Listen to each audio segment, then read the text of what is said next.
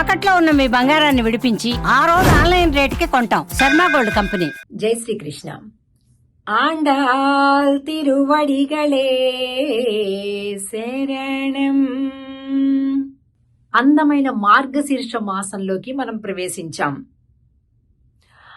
మాసాలు ఎన్నో ఉన్నా నేనే సాక్షాత్తుగా మార్గశీర్ష మాసాన్ని అని పరమాత్మ చెప్పుకున్నాడు కదా. ఈ గోపికలందరూ కూడా పదండి పోదాం ముందుకి, మనం వ్రతం చేసేద్దాం, స్వామిని పొందేద్దాం అందరం కలిపి. ఇప్పుడు చూడండి, అక్కడే మన గుణం బయటకు వస్తుంది. ఏదైనా ఒక మంచి విషయం ఉందనుకోండి, గొప్ప విషయం, అది మనొక్కళ్ళమే తీసుకోవాలి, మనం ఒక్కళ్ళమే అనుభవించాలి అని అనుకుంటే వాళ్ళు ఒక కేటగిరీ పీపుల్. కాదు, ఇది బాగుంది కదా అందరికీ చెప్దాం అనుకునేది ఇంకొక వర్గం వాళ్ళు కదా.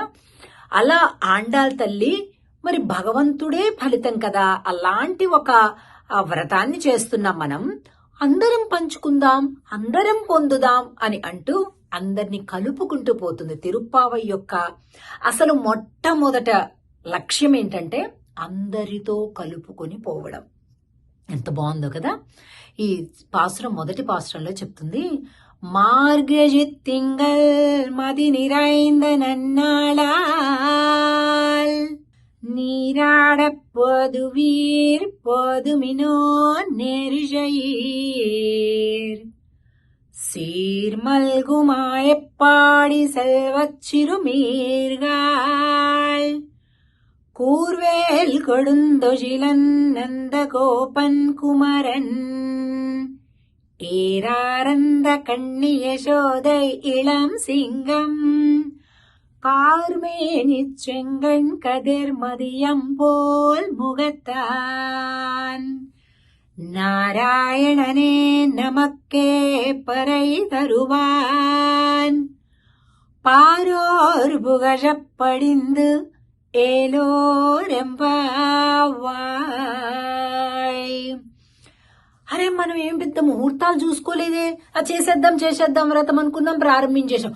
చూస్తే మంచి పౌర్ణమి రోజులు, మంచి మార్గశీర్ష మాసం, ఇంతకంటే మంచి ముహూర్తమే ఉంటుందరా. అంటే ఏంటి అర్థం? నువ్వు మంచి పని చెయ్యాలి అని అనుకుంటే అసలు ఏ ముహూర్తం కూడా నిన్ను డిస్టర్బ్ చేయలేదు. ఇది రాహుకాలం అండి, ఇది కుజకాలం అండి, ఇది దుర్ముహూర్తం అండి, ఇది యమగండం అండి, నో వే. నువ్వు గనక సమాజం కోసం, దేశం కోసం, ధర్మం కోసం నువ్వు కనుక చేస్తుంటే ఏదైనా పని, దానికి అసలు ముహూర్తాలే అక్కర్లేదండి. ఒక్కటే మాట చెప్పేసింది తిరుప్పావైలో ఆండాళ్.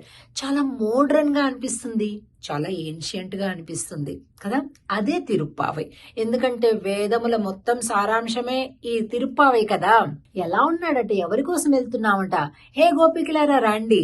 ఎప్పుడు కూడా నందగోపుడు ఒక ఆయుధాన్ని పట్టుకొని ఆ స్వామిని కాపాడాలి. ఏ రోజు ఏ రూపంలో ఏ రాక్షసు వస్తుందో ఏంటో కాపాడాలి, మన కృష్ణుణ్ణి కాపాడుకోవాలి అని ఎప్పుడైతే నందగోపుడు వేలాయుధాన్ని పట్టుకొని తిరుగుతుంటాడో, అలాగే యశోదమ్మ చక్కటి పెద్ద పెద్ద నేత్రాలు కలిగినటువంటి యశోదమ్మ దగ్గర సింహ పిల్లలాగా ఉంటాడు. అక్కడేమో తండ్రి గారి దగ్గరేమో వినయంగా ఉంటాడు, ఇక్కడేమో యశోదమ్మ దగ్గర సింహం పిల్లలాగా ఉంటాడు. అలాంటి స్వామిని పొందుదాం. రాండమ్మా రండి, అందరం స్నానం చేద్దాం. స్నాన వ్రతము అని కూడా పేరనమాట తిరుప్పావై వ్రతానికి. దాన్ని చేద్దాము అని అంటుంది ఆండాళ్ తల్లి. తిరిగి రెండవ పాఠంలో కలుద్దాం. ఆండాల్ తిరువడిగలే శరణం. జై శ్రీకృష్ణ.